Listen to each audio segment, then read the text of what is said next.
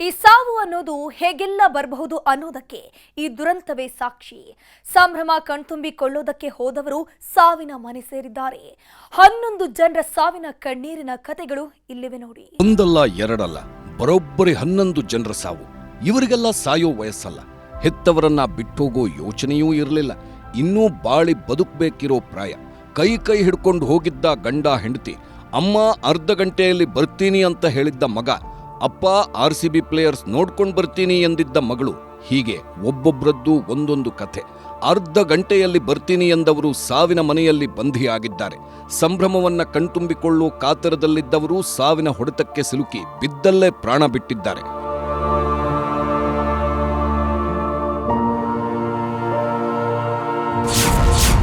DK ಸಾಹೇಬ್ರೆ, ಬಂದು ನೋಡಿ ನಮ್ಮ ಪರಿಸ್ಥಿತಿನ. 20 ವರ್ಷ ಸಾಕಿದ್ದೆ ಸಾರ್, ಮುಗಿಲು ಮುಟ್ಟಿದ ಅಪ್ಪನ ರೋಧನೆ.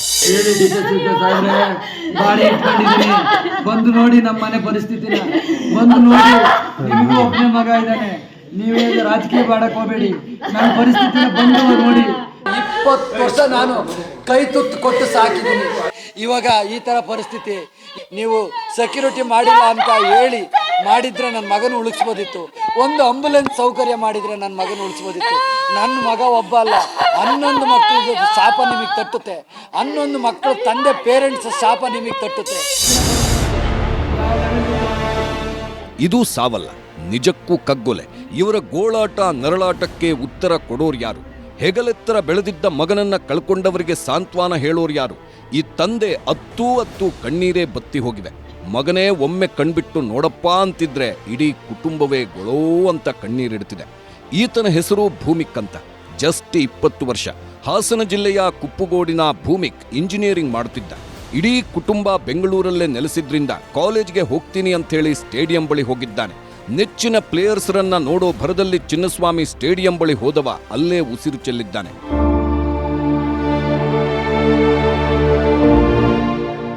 ಸಂಜೆ 6-7 ಗಂಟೆ ಸಮಯ. ಮಗನ ಮೊಬೈಲ್ ವರ್ಕ್ ಆಗ್ತಿರಲಿಲ್ಲ. ಆಗಲೇ ಅನುಮಾನ ಬಂದು ಭೂಮಿಕ್ ತಂದೆ ಆಸ್ಪತ್ರೆಗೆ ಓಡಿದ್ದಾರೆ. ನಿಮ್ಮ ಮಗ ಇನ್ನಿಲ್ಲ ಅನ್ನೋದನ್ನ ಕೇಳ್ತಿದ್ದಂತೆ ಅಲ್ಲೇ ಕುಸಿದು ಹೋಗಿದ್ದಾರೆ. ನಿನ್ನೆ ಸಂಜೆಯಿಂದ ಶುರುವಾದ ಇವರ ಗೋಳಾಟ ಇನ್ನೂ ನಿಂತಿಲ್ಲ. ಬಹುಶಃ ಆ ಭಗವಂತನಿಗೂ ಇವರ ದುಃಖ ಭರಿಸೋ ಶಕ್ತಿ ಇಲ್ಲ. ಹುಟ್ಟೂರಿಗೆ ಮೃತದೇಹ ತರ್ತಿದ್ದಂತೆ ಇಡೀ ಕುಟುಂಬದ ಕಣ್ಣೀರ ಕಟ್ಟೆಯೇ ಒಡೆದೋಗಿದೆ. ದುರಂತ ಅಂದ್ರೆ ಹೆತ್ತವರ ಪಾಲಿಗೆ ಭೂಮಿಕ್ ಒಬ್ಬನೇ ಮಗ. ಹಿಂದಿಲ್ಲ ಮುಂದಿಲ್ಲ, ಇನ್ಯಾರ್ ದಿಕ್ಕು ಅಂತ ಗೋಳಾಡ್ತಿದ್ರೆ ಎಂಥವರ ಕಣ್ಣಾಲೆಗಳು ತುಂಬಿ ಹೋಗಿದ್ವು. ನನ್ನ ಮಗ ಒಬ್ಬ ಅಲ್ಲ, 11 ಮಕ್ಕಳಿಗೆ ಶಾಪ ನಿಮಗೆ ತಟ್ಟುತ್ತೆ. 11 ಮಕ್ಕಳು ತಂದೆ ಪೇರೆಂಟ್ಸ್ ಶಾಪ ನಿಮಗೆ ತಟ್ಟುತ್ತೆ. ನಿಮಗೆ ತಟ್ಟಿದಾಗಲೇ ಆಗುತ್ತೆ. ನನ್ನ ನೋವು, ನಾನು ನೆನ್ನೆಯಿಂದ ನಾನು ನೋಡ್ತಿರೋದು ನೋವು ನಿಮ್ಮ ಮಕ್ಕಳಿಗೆ ಬರಬೇಕು. ನಿಮ್ಮ ಮಕ್ಕಳಿಗೆ ಬರಬೇಕು. ನಮ್ಮ ಮಗನ ತಗೊಂಡಿದ್ದೀರಾ, ನಿಮ್ಮ ಸರ್ಕಾರದಿಂದಲೇ ನೀವೇ ಬೇಕು ಅಂತ ನಮ್ಮ ಮಕ್ಕಳನ್ನ ಕೊಲೆ ಮಾಡಿರೋದು ನೀವೇ. ನಿಮ್ಮ 100% ಕೊಲೆ ಮಾಡಿರೋದು ನೀವೇ. ಭೂಮಿಕ್ ಹೆತ್ತವರು ಒಳ್ಳೆ ಸ್ಥಿತಿವಂತರೆ. ಹೀಗಾಗಿ ಮಗನನ್ನ ಕಣ್ಣಲ್ಲಿ ಕಣ್ಣಿಟ್ಟು ಸಾಕಿದ್ರು. ಭೂಮಿಕ್ಗೆ ಶ್ವಾನಗಳು ಅಂದ್ರೆ ತುಂಬಾ ಪ್ರೀತಿ. ಹೀಗಾಗಿ ಶ್ವಾನಗಳನ್ನ ತಂದು ಕೊನೆಯದಾಗಿ ಮುಖ ನೋಡ್ಕೊಳ್ರಪ್ಪ ಅಂತ ಶ್ವಾನದ ಮುಂದೆ ತಂದೆ ಗೋಳಾಡೋದು ಎಂಥವರನ್ನು ಕಣ್ಣೀರ ಕಡಲಲ್ಲಿ ತೇಲಿಸುವಂತಿತ್ತು. ಅರ್ಧ ಗಂಟೆಯಲ್ಲಿ ಬರ್ತೀನಿ ಎಂದವ ಹೆಣವಾಗಿ ಮಲಗಿದ್ದ. ನಿಂತ್ಕೊಂಡು ನೋಡ್ಕೊಂಡ್ ಬಂದ್ಬಿಡ್ತೀನಿ ಕಣಪ್ಪ ಅಂದ. ಊಟ ಮಾಡ್ತಿದ್ದೆ ತುತ್ತಾಗಿ ನನ್ನ ತಟೆಗೆ ಹಾಕ್ಬಿಟ್ಟು ಹೋದ. ಅವ್ನು ತಿರುಗಿ ಬರಲೇ ಇಲ್ಲ. ತಿರುಗಿಸಿ ಅಂಕಲ್ ಫೋನ್ ಮಾಡಿದ್ರು. ಅಲ್ಲಿ ಒಂದು ನೋಡಿದ್ರೆ ಡೆತ್ ಆಗಿದೆ ಸರ್. ನನ್ನ ಕೈಲಿ ನೋಡೋಕ್ಕಾಗಲಿಲ್ಲ. ಒಬ್ಬೊಬ್ಬರದ್ದು ಒಂದೊಂದು ಕಥೆ. ಊಟಕ್ಕೆ ಕೂತಿದ್ದವ ಅರ್ಧ ಗಂಟೆಯಲ್ಲಿ ಬರ್ತೀನಪ್ಪ ಅಂತ ಅಪ್ಪನಿಗೆ ಅನ್ನ ಹಾಕಿ ಹೋಗಿದ್ದ. ವಿಧಾನಸೌಧಕ್ಕೆ ಹೋಗ್ತೀನಿ ಎಂದವನನ್ನ ಜವರಾಯ ಚಿನ್ನಸ್ವಾಮಿ ಬಳಿ ಕರೆಸ್ಕೊಂಡಿದ್ದ. ಈತನ ಹೆಸರು ಮನೋಜ್ ಅಂತ. ತುಮಕೂರು ಜಿಲ್ಲೆಯ ನಾಗಸಂದ್ರ ನಿವಾಸಿ. ಮಕ್ಕಳ ವಿದ್ಯಾಭ್ಯಾಸಕ್ಕೆ ಅಂತ ಹೆತ್ತವರು ಹುಟ್ಟಿದ ಊರು ಬಿಟ್ಟು ಬಂದಿದ್ರು.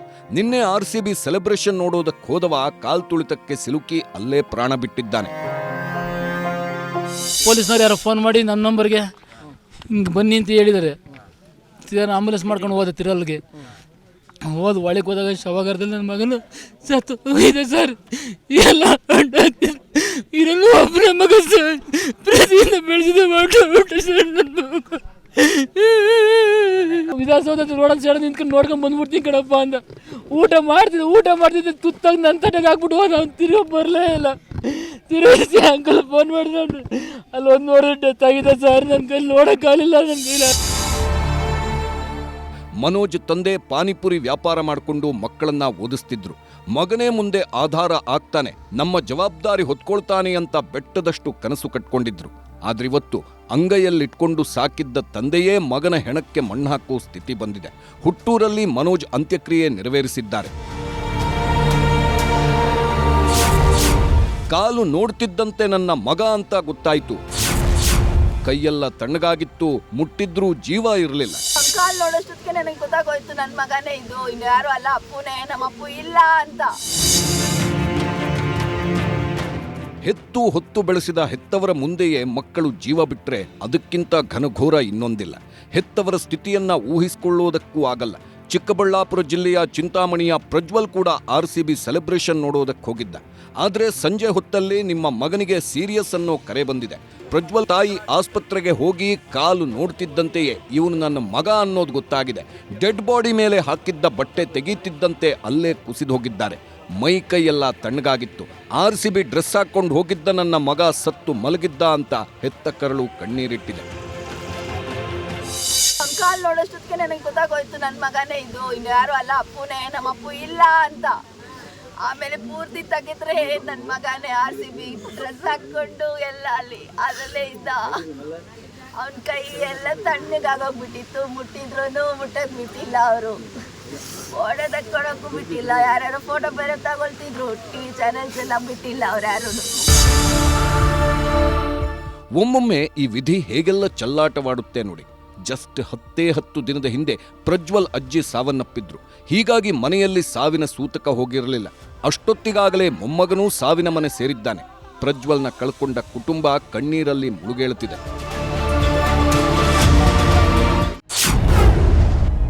ಸೀರಿಯಸ್ ಅಂದ್ರು, ನೋಡಿದ್ರೆ ಮಗಳು ಸತ್ತೋಗಿದ್ರು. ಈ ನಗುಮುಖದ ಹೆಣ್ಮಗಳನ್ನ ಹೆತ್ತವರು ಅದೇಗ ಮರಿತಾರೋ ಭಗವಂತನೇ ಬಲ್ಲ. ಕೋಲಾರದ ಬಡಮಾಕನಹಳ್ಳಿಯ ಸಹನ ಇಂಜಿನಿಯರಿಂಗ್ ಮುಗಿಸಿ ಬೆಂಗಳೂರಲ್ಲೇ ಕೆಲಸ ಮಾಡುತ್ತಿದ್ಲು. ನಿನ್ನೆ RCB ಸೆಲೆಬ್ರೇಷನ್ ನೋಡೋದಕ್ಕೆ ಅಂತ ಸ್ನೇಹಿತರ ಜೊತೆ ಹೋಗಿದ್ದಾಳೆ. ಆದರೆ ಜನ ನುಗ್ತಿದ್ದಂತೆ ಅಲ್ಲೇ ಕುಸಿದು ಬಿದ್ದವಳು ಮತ್ತೆ ಮೇಲೆದ್ದಿದ್ದು ಹೆಣವಾಗಿ. ಸಹನ ತಂದೆಗೆ ಫೋನ್ ಮಾಡಿದ್ದ ಆಸ್ಪತ್ರೆ ಸಿಬ್ಬಂದಿ, ನಿಮ್ಮ ಮಗಳು ಸೀರಿಯಸ್, ಆಸ್ಪತ್ರೆಗೆ ಬೇಗ ಬನ್ನಿ ಎಂದಿದ್ರಂತೆ. ಓಡೋಡಿ ಬಂದ ಹೆತ್ತವರಿಗೆ ಮಗಳ ಸಾವಿನ ಸುದ್ದಿ ಬರಮಾಡಿಕೊಂಡಿದೆ. ನಿನ್ನೆವರೆಗೂ ಚೆನ್ನಾಗಿಯೇ ಇದ್ದವಳು ಇವತ್ತು ಮುಖ ನೋಡೋದಕ್ಕೂ ಇಲ್ಲ. ಹೆಣವಾಗಿ ಬಂದ ಅಕ್ಕನನ್ನ ನೋಡ್ತಿದ್ದಂತೆ ತಂಗಿಯ ಗೋಳಾಟ ನೋಡುತ್ತೀರದಂತಾಗಿತ್ತು. ಅಪ್ಪ ಅಕ್ಕ ಬೇಕು ಅಂತ ತಂಗಿ ಗೋಳಾಡ್ತಿದ್ರೆ ಇಡೀ ಊರೇ ಕಣ್ಣೀರಿಟ್ಟಿದೆ. ತುತ್ತು ಕೊಟ್ಟು ಮುದ್ದಾಡಿ ಬೆಳೆಸಿದ ಹೆತ್ತವರು ಭಾರದ ಹೃದಯದಿಂದ ಮಗಳ ಹೆಣಕ್ಕೆ ಹಿಡಿ ಮಣ್ಣು ಹಾಕಿದ್ದಾರೆ.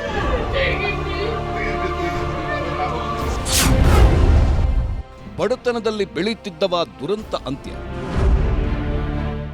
ಕಾಲ್ತುಳಿತದ ರೂಪದಲ್ಲಿ ಕೇಕೆ ಹಾಕಿದ್ದ ಜವರಾಯ ಸಿಕ್ಕವರನ್ನೆಲ್ಲ ಸಾವಿನ ಮನೆ ಸೇರಿಸಿದ್ದಾನೆ.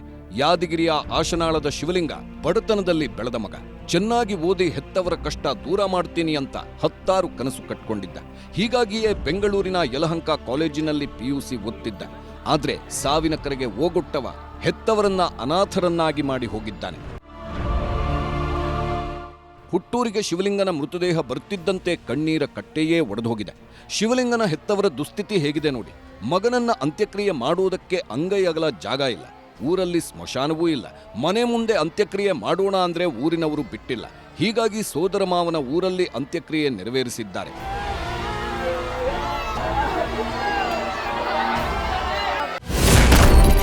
ಗಂಡನ ಎದುರೇ ಹೋಯ್ತು ಹೆಂಡತಿ ಪ್ರಾಣ.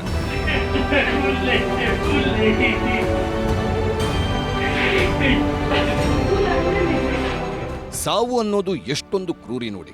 ಉತ್ತರ ಕನ್ನಡ ಜಿಲ್ಲೆಯ ಸಿದ್ದಾಪುರದ ಅಕ್ಷತಾ ವರ್ಷದ ಹಿಂದಷ್ಟೇ ಮದುವೆಯಾಗಿದ್ರು. ಖಾಸಗಿ ಕಂಪನಿಯಲ್ಲಿ CA ಆಗಿದ್ದ ಅಕ್ಷತಾ RCB ಸೆಲೆಬ್ರೇಷನ್ ನೋಡೋದಕ್ಕೆ ಅಂತ ಗಂಡನ ಜೊತೆ ಹೋಗಿದ್ರು. ಸ್ಟೇಡಿಯಂ ಬಳಿ ಹೋಗ್ತಿದ್ದಂತೆ ಒಮ್ಮೆಲೆ ನೂಕುನುಗ್ಗಲು ಏರ್ಪಟ್ಟಿದೆ. ಪಕ್ಕದಲ್ಲಿ ಗಂಡ ಇದ್ರೂ ಜೀವ ಉಳಿಸೋದಕ್ಕಾಗಿಲ್ಲ. ಕೈ ಹಿಡ್ಕೊಂಡು ಜೊತೆಯಾಗಿ ಹೋದವರು ಹೆಣವಾಗಿ ಬಂದಿದ್ದಾರೆ.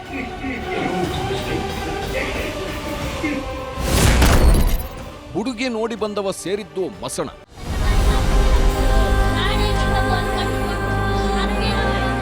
ಅತಿಯಾದ ಕ್ರಿಕೆಟ್ ಪ್ರೇಮಿನಲ್ಲ ಸರ್, ಕ್ರಿಕೆಟ್ ಆಡೋಣ ಸರ್. ಏನು ಮಿಸ್ ಆಗಿ ಅಲ್ಲಿಗೆ ನೋಡಕ್ಕೆ ಹೋಗ್ತವನೆ, ಕಪ್ ಗೆದ್ದವ್ರೆ ಅಂತ.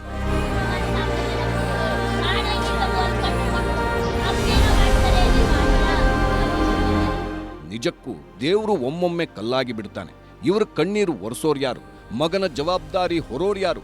ಮಗನ ಮದುವೆ ಮಾಡಬೇಕು ಅನ್ನೋ ಖುಷಿಯಲ್ಲಿದ್ದ ಹೆತ್ತವರಿಗೆ ಬರಸಿಡಿಲು ಬಡಿದಿದೆ.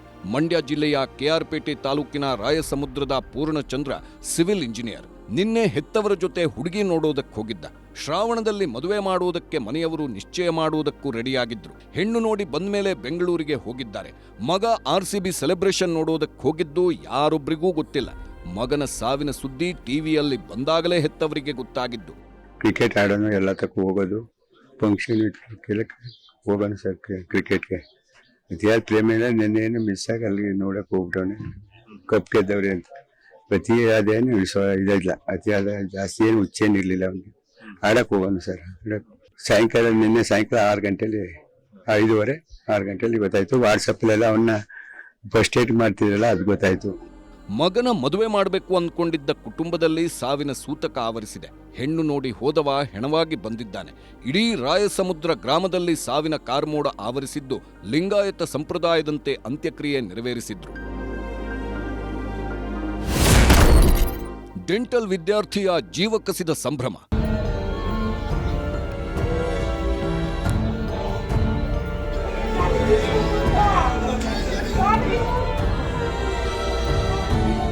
ಹದಿನೆಂಟು ವರ್ಷದ ಸಂಭ್ರಮ 18 ಗಂಟೆಯೂ ಉಳಿಯಲಿಲ್ಲ.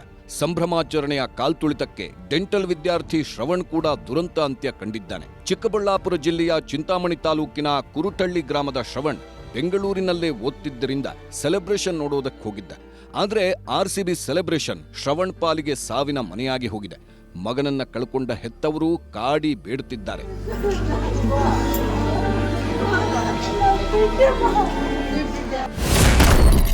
9ನೇ ತರಗತಿ ಬಾಲಕಿಯ ದುರಂತ ಅಂತ್ಯ. ಈ ಹೆಣ್ಮಗಳಿಗಿನ್ನು ಜಸ್ಟ್ 15 ವರ್ಷ. ಬೆಂಗಳೂರಿನ ಯಲಹಂಕದ ಚೌಡೇಶ್ವರಿ ನಗರ ನಿವಾಸಿ. ಹೆತ್ತವರ ಪಾಲಿನ ಮುದ್ದಿನ ಮಗಳು. RCB ಸೆಲೆಬ್ರೇಷನ್ ನೋಡೋದಕ್ಕೆ ಅಂತ ಚಿಕ್ಕಮ್ಮನ ಜೊತೆ ಹೋಗಿದ್ದ ದಿವ್ಯಾಂಶಿ ಭಗವಂತನ ಮೋಸದಾಟಕ್ಕೆ ಬಲಿಯಾಗಿ ಹೋಗಿದ್ದಾಳೆ. 100 ಜನರ ಮಧ್ಯೆ ಕಾಲ್ತುಳಿತಕ್ಕೆ ಸಿಲುಕಿದವಳು ಕುಸಿದಲ್ಲೇ ಅಪ್ಪಚ್ಚಿ ಆಗಿದ್ದಾಳೆ. ಬೆಂಗಳೂರಿನ ತಿಪ್ಪಸಂದ್ರ ನಿವಾಸಿ ಚಿನ್ಮಯಿ ಶೆಟ್ಟಿ ಕೂಡ ಕಾಲ್ತುಳಿತಕ್ಕೆ ಬಲಿಯಾಗಿದ್ದಾಳೆ. ಹೆಬ್ರಿಯ ಕರುಣಾಕರ್ ಶೆಟ್ಟಿ ದಂಪತಿ ಬೆಂಗಳೂರಲ್ಲೇ ನೆಲೆಸಿದ್ದಾರೆ. ಇನ್ನು ತಮಿಳುನಾಡಿನ ಕೊಯಮತ್ತೂರು ನಿವಾಸಿ ದೇವಿ ಕೂಡ ದುರಂತ ಅಂತ್ಯ ಕಂಡಿದ್ದಾಳೆ. ಬೆಂಗಳೂರಿನ ಖಾಸಗಿ ಕಂಪನಿಯಲ್ಲಿ ಕೆಲಸ ಮಾಡುತ್ತಿದ್ದ ದೇವಿ ನಿನ್ನೆಯ ಸೆಲೆಬ್ರೇಷನ್ ನೋಡೋದಕ್ಕೆ ಅಂತ ಸ್ನೇಹಿತರ ಜೊತೆ ಹೋಗಿದ್ಲು. ಆದ್ರೆ ಸಂಭ್ರಮ ಕಣ್ತುಂಬಿಕೊಳ್ಬೇಕಿದ್ದವಳು ಸಾವಿನ ಮನೆ ಸೇರಿದ್ದಾಳೆ. ಒಟ್ನಲ್ಲಿ 18 ವರ್ಷದ ನಿರೀಕ್ಷೆ ಜೊತೆಗಿದ್ದ ಸಂಭ್ರಮ 18 ಗಂಟೆಯೂ ಉಳಿಲಿಲ್ಲ. ಕಪ್ಪು ಗೆದ್ವಿ ಅಂತ ಸೆಲೆಬ್ರೇಟ್ ಮಾಡುವುದಕ್ಕೆ ಹೋದವರು ಹಾದಿ ಬೀದಿ ಹೆಣವಾಗಿದ್ದು ಮಾತ್ರ ದುರಂತ. Bureau report, news 18.